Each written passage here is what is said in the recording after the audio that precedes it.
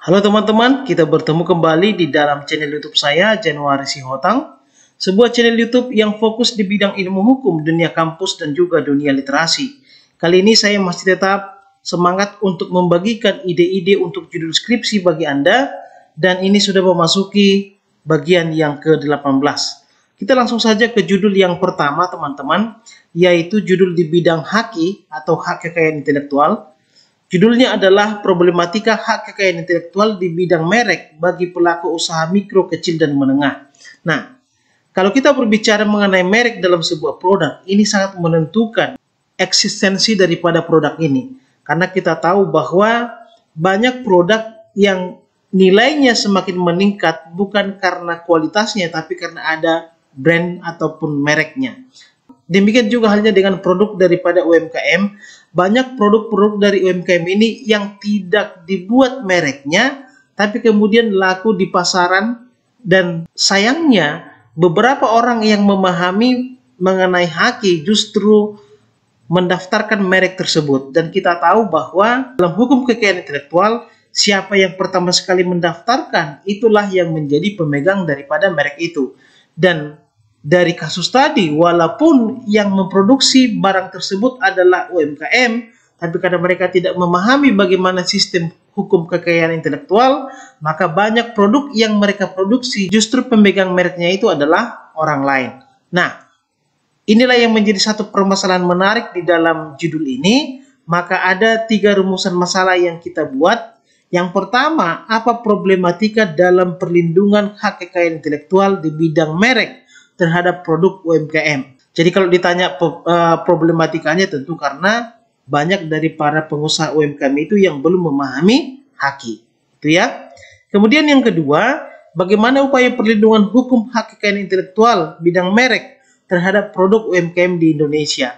Jadi kalau masalah perlindungan hukumnya, saya rasa sistem hukum kita sudah bagus, cuma yang belum memadai itu adalah informasi ataupun penyuluhan hukum dari aparat ataupun pihak-pihak yang terkait dengan itu.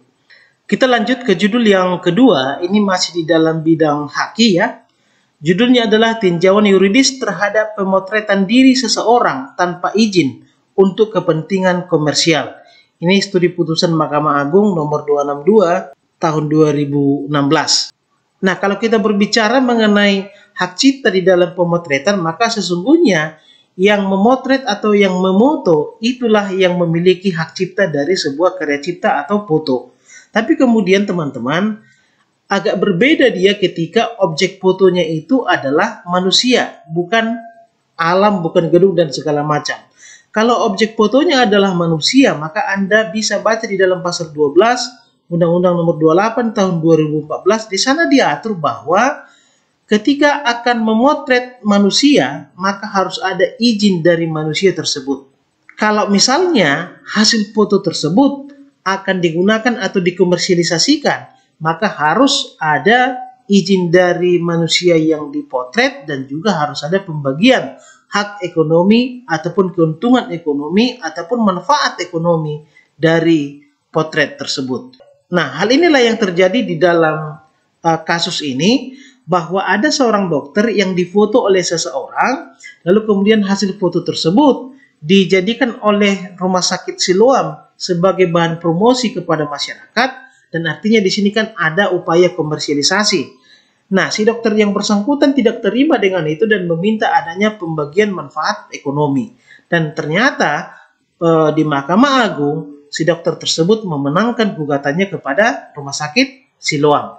Nah, untuk meneliti ini bagaimana sesungguhnya persoalan dan bagaimana pertimbangan hakim di dalam kasus ini, kita akan bisa lihat dalam beberapa rumusan masalah. Yang pertama, bagaimana landasan pertimbangan pembentukan ketentuan tentang tata cara pemotretan diri seseorang yang harus memperoleh izin terlebih dahulu dari pihak yang dipotret. Jadi yang perlu Anda kaji di sini, kenapa khusus untuk seorang manusia kalau misalnya dia mau dipotret harus ada izinnya. Kemudian yang kedua, bagaimana kriteria perbuatan melawan hukum dalam pelaksanaan pemotretan diri seseorang tanpa izin dan potret tersebut digunakan untuk kepentingan komersialisasi. Di mana di sana perbuatan melawan hukumnya? Kemudian yang rumusan masalah yang ketiga, bagaimana analisis hukum putusan Mahkamah Agung nomor 262 tahun 2016 yang menyatakan bahwa Rumah Sakit Siloam Surabaya telah melakukan perbuatan melawan hukum ditinjau dari Undang-Undang nomor 28 tahun 2015 tentang hak cipta. Jadi nanti yang Anda kaji di sini adalah pertimbangan daripada hakimnya kenapa mengabulkan gugatan daripada si penggugat. Kita masuk ke judul yang ketiga, ini di bidang hukum agraria.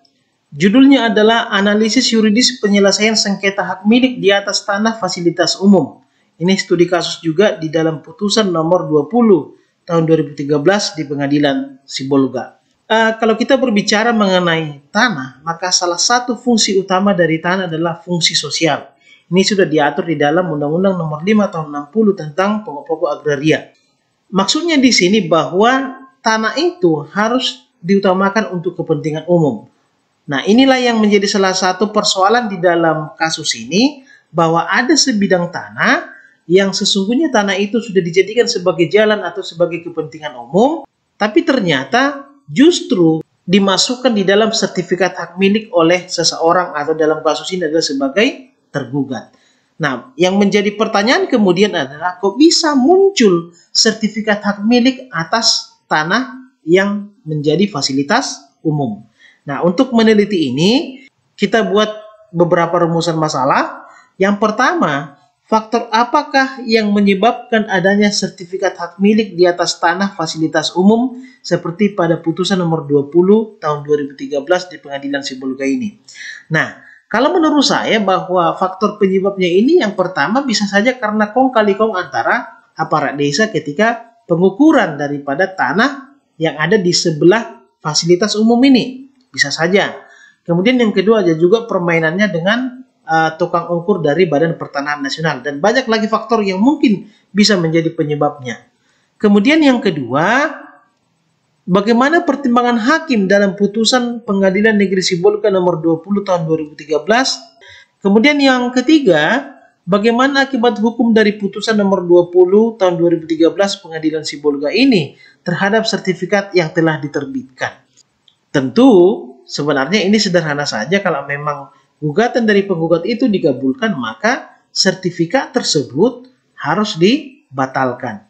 Tapi kemudian yang menjadi pertanyaan adalah, untuk pembatalan sertifikat kan bukan urusan daripada pengadilan negeri, tetapi menjadi urusan daripada pengadilan tata usaha negara.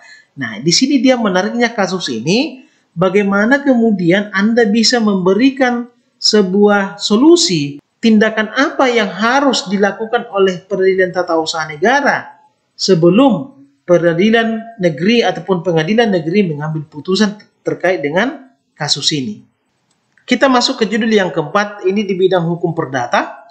Judulnya adalah Tinjauan Yuridis Buyback Garanti sebagai alternatif terhadap penyelesaian debitur bermasalah atas kredit kepemilikan rumah bersubsidi pada bank.